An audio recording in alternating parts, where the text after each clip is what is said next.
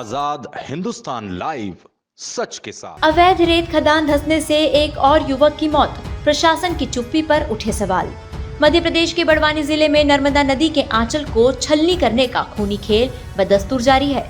National green tribunal (NGT) की रोक के बावजूद जिला प्रशासन की नाक के नीचे दिन रात जेसीबी और आधुनिक मशीनों से सैकड़ों घन मीटर बालू रेत का अवैध उत्खनन किया जा रहा है।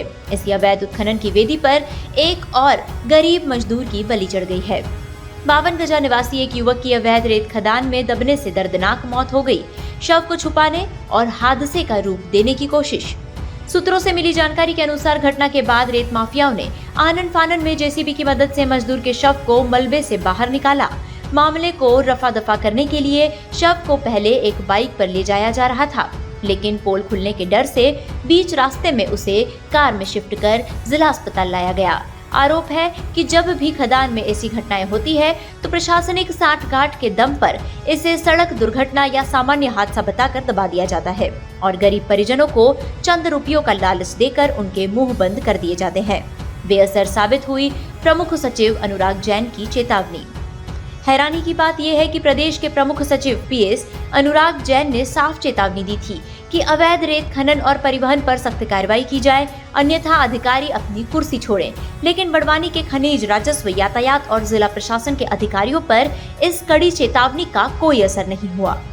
कागजों पर जिले की 22 स्वीकृति रेत खदानें निष्क्रिय दिखाई गई है, लेकिन जमीनी हकीकत इससे बिल्कुल उलट है। रेत माफिया इतने बेखौफ हैं कि उन्होंने खनिज विभाग की तख्तियां लगाकर बाकायदा अपने अवैध रेत नाके बना लिए हैं, जहां से अवैध रूप से रॉयल्टी वसूली जा रही है।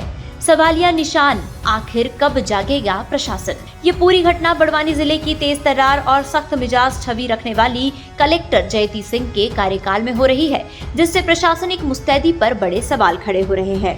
पहला शिकार, पिछले दिनों पीपलूद में 7वीं क्लास का एक मासूम छात्र रेत खदान के गहरे गड्ढे में डूब गया था।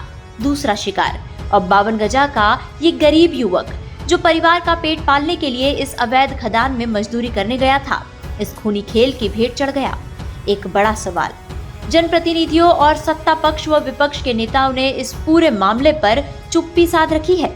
नर्मदा नदी के पुलों पर खड़े होकर नर्मदे हर का नारा लगाने वाले इन नेताओं की जुबान अब मजदूरों की मौत पर पूरी तरह बंद है।